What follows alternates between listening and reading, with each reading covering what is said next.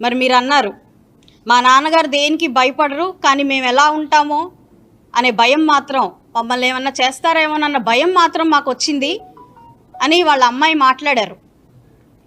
మరి మా కుటుంబాల్లో మహిళల మీద ఏమన్నా జరుగుతుందేమోనన్న భయం మా ఇంట్లో మా మగవాళ్ళకు ఉండదా?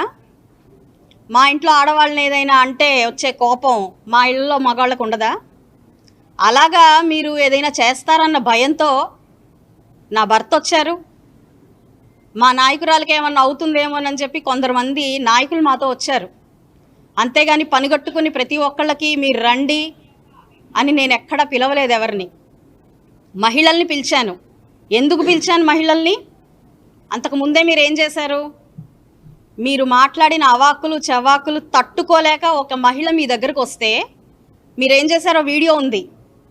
బహుశా ప్రతి మీడియా బ్రదర్ దగ్గర ఆ వీడియో ఉండుంటుంది. రాళ్లతో కొట్టారు ఆవిడ్ని, తగలరాని చోట్ల కాళ్లతో, కొట్టరాని చోట్ల కాళ్లతో కొట్టి పంపించారు. ప్రవోక్ ఎవరు చేశారు?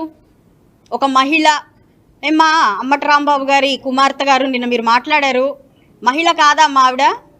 కొట్టచ్చా అమ్మ అలాగా? మీరు రాళ్ళు వేయచ్చా అమ్మ అలాగా? ఎందుకమ్మా మీకు అంత భయం? రాళ్ళు వేసి తరిమి తరిమి కొట్టాల్సినంత భయమే ఉంది? ఆ బెటాలియన్ ఏంటి అక్కడంతా? తప్పు చేశారన్న భయంతోనే కదమ్మా అంతమందిని తెచ్చుకున్నారు.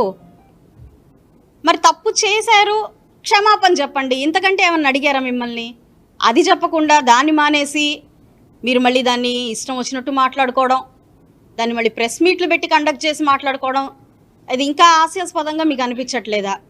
దాన్ని ప్రొటెక్ట్ చేయడం కోసం మీలాంటి మూకలు మళ్ళీ ఏదైనా మేము ప్రశ్నించడానికి వచ్చిన ప్రతిసారి కూడా మీరు ఆ ప్రవృత్తి మీకు ఉంది. గొంతు కోసే ప్రవృత్తి ఉంది, డోర్ డెలివరీ చేసే ప్రవృత్తి ఉంది, అరాచకాలు చేసే ప్రవృత్తి ఉంది.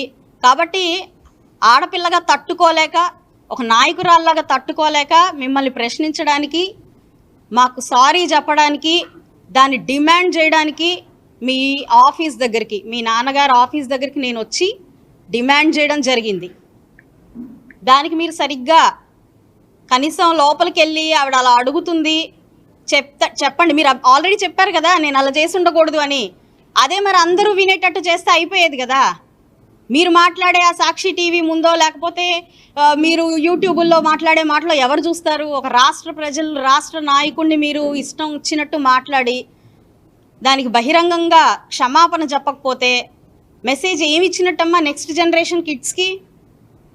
మరి దాన్ని నేను అడగడం తప్పయిందా మీకు? నేను చెయ్యి ఎత్తితే వాళ్ళు ఆగారట, చెయ్యి దించగానే వాళ్ళు వెళ్ళారట. ఐ థింక్ రివర్స్, చెయ్యి ఎత్తగానే వాళ్ళు వెళ్ళిపోయారట, చెయ్యి దించగానే వాళ్ళు ఆగారట. మీరు దాన్ని షూట్ చేశారమ్మా? బయటకు వచ్చి మీరు చూసారా? వెనకాల ఎవరున్నారో కూడా తెలియదు, మీ ఇల్లు అసలు ఆ వెనకాల ఉందని కూడా తెలియదు. అలాంటిది మీరు మీ ఇష్టం వచ్చినట్టు మాట్లాడతారు. చంద్రబాబు నాయుడు గారి గురించి మీరు ప్రశ్నించారు. ఇలాంటి ఎలా ఎంకరేజ్ చేస్తారు సార్ మీరు అని అడిగారు. ఎంకరేజ్ చేయరమ్మా చంద్రబాబు నాయుడు గారు. ధర్నాలకి దొమ్మిలకి దిగమని, ఇష్టం వచ్చినట్టు మాట్లాడమని, పక్కన వాళ్ళని రెచ్చగొట్టమని, రెచ్చగొట్టి తమాషా చూడమని, ఇలాంటి చంద్రబాబు నాయుడు గారు ఎప్పటికీ ఎంకరేజ్ చేయరు. నేను మిమ్మల్ని క్షమాపణ చెప్పండి అని అడగడానికి వచ్చాను, అంతే. క్షమాపణ చెప్పిస్తాం, తప్పు చేశారు అని అధికారులు ఒప్పుకున్నారు, మీ స్వయంగా మీ నాన్నగారు ఒప్పుకున్నారు. కాబట్టి ఇంకాస్త ఎక్కువగా చెప్పేదాకా వెళ్ళం మేము అని చెప్పి గట్టిగా అడగడం జరిగింది. ఎందుకంటే మీరు చేసిన చాలా తప్పు. ఒక పాపం చేసి దాన్ని కడుక్కునే ప్రయత్నంలో డైవర్షన్ పాలిటిక్స్లో భాగంగా తప్పుల మీద తప్పులు చేస్తున్నారు. దాన్ని క్వశ్చన్ చేస్తే దాన్ని మళ్ళీ reverse me as per your game దాన్ని మొదలు పెడుతున్నారు. చంద్రబాబు నాయుడు మహిళా సాధికారత కోసం ముందుకు వెళ్ళే ఒక వ్యక్తి.